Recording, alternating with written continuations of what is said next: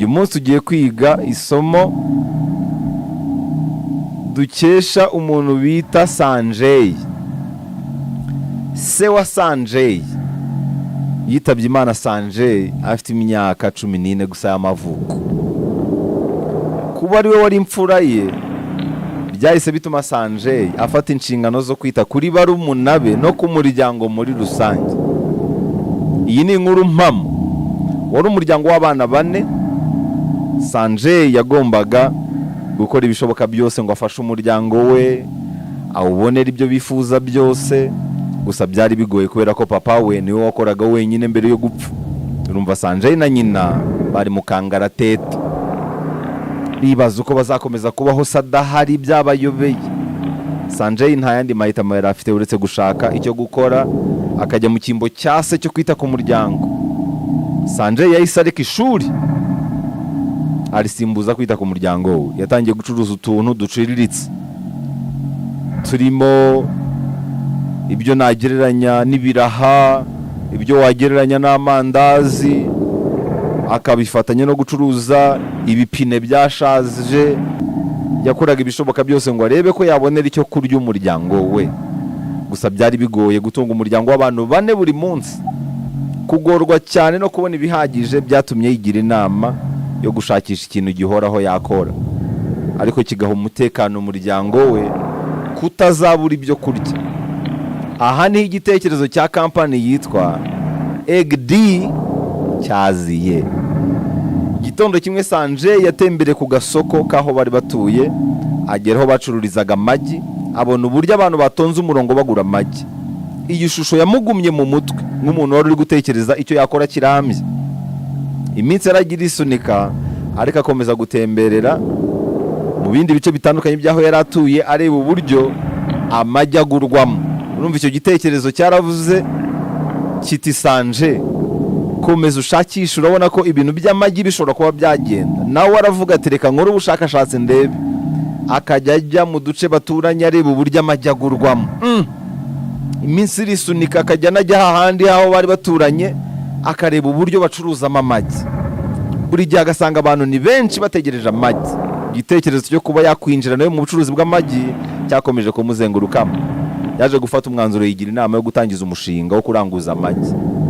Aguza amafaranga nyirasenge, agura ibikoresho by'ibanze, akodesha aho gukorera, atangira kuranguza amagi, ndetse andi nawe akayacuruza detaye. Sanjay yakomeje ubwo bucuruzi. Uko byamurushyaga kose, yakomeje kuba umukuru w'umuryango.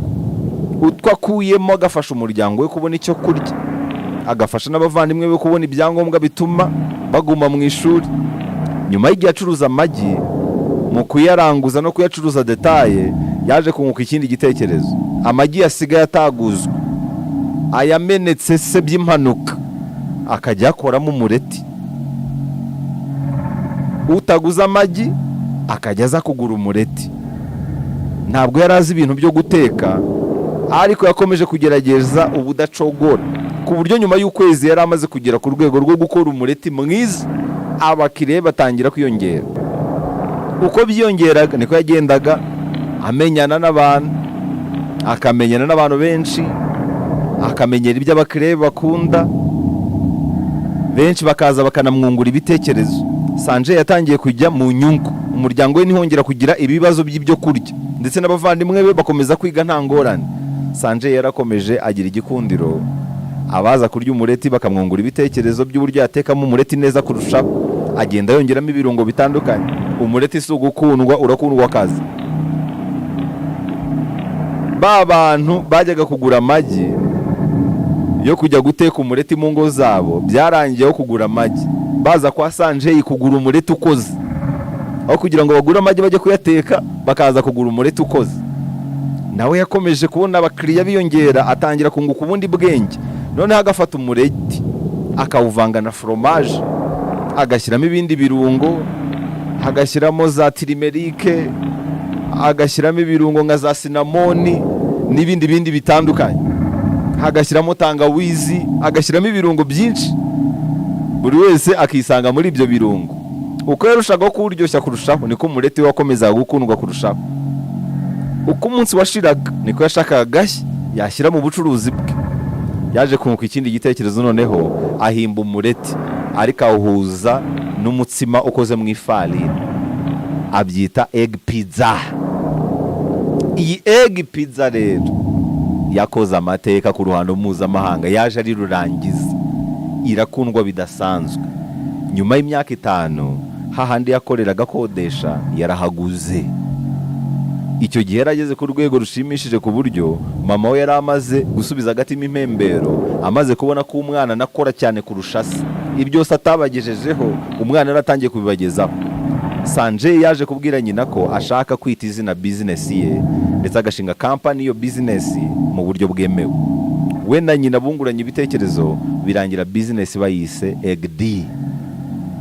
Ubu tuvuga niyo business ya Egg-D imaze imyaka irenga 30 na yamufashije kugurira inzu nziza kataraboneka umuryango we, yafashije abavandimwe be kwiga baraminuza.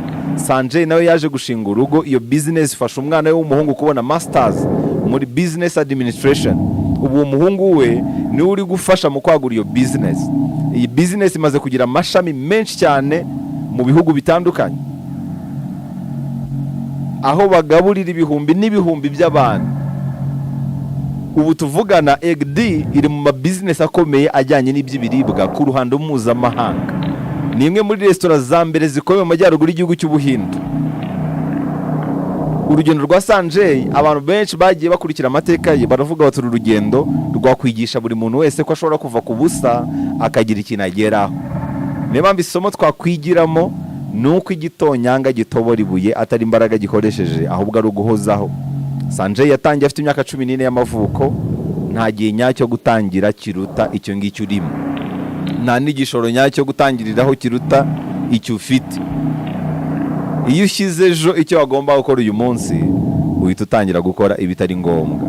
Iyo wimuye ikintu runaka wagomba gukora, uwo mwanya wakagikozemo uhita uhinduka imfabusa, ugatangira kuwukoramo ibishamikiye ku buyobe mu buryo bumwe cyangwa ubundi. Byandi bajya bavuga ngo iyo utari gukora ibyo wakagombye gukora, uhita utangira gukora ibiri mu buyobe. Ni kimwe n'ibiryo, iyo utari kwinjiza mu mubiri wawe bigufasha kugira ubuzima buzira umuze, uhita utangira kwinjizamo ibyongera uburozi mu mubiri wawe. Uzabicunge neza, iyo utari kurya ibyo ushaka uzi neza ko byakugirira umumaro, uhita utangira kurya ibyo udashaka no kunywa ibyo udashaka. Muri make iyo utari mu mwanya wa nyawo uhita ujya mu mwanya utagakwiriye ko burimo. Iyo utari gukora ibyo ushaka uhita utangira gukora ibyo udashaka. Iyo utari gukoresha igihe cyawe neza, hari abagira neza bagufasha kugita. Iri ni isomo rikomeye cyane twakwigira ku buzima bwa Sanjay, rikanunganira rya rindi rijya rivuga ngo niba ukunda umuryango wawe, shakisha uburyo wajya ukora akazi ko ku kwezi ariko unatekereza uko wakwikorera. Kubera ko nupfa abana bawe ntabwo bazungura akazi kawe. Ni kimwe no kuriya mupapa yapfuye, abana be ntibazungura akazi ka, ubwo bakagorwa. Sanjay akaza ari umucunguzi. Abana ntabwo baragwa akazi ukora, ariko bashobora kuragwa business yawe.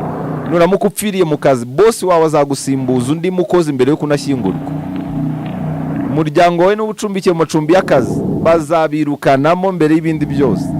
Niyo mpamvu bajya bakubwira ngo nusoza akazi jya utaha, ntukarebe televiziyo nk'abandi, ntukajye mu mipira nk'abandi, ngo ujye mu miziki nk'abandi, ujye gusepera nk'abandi.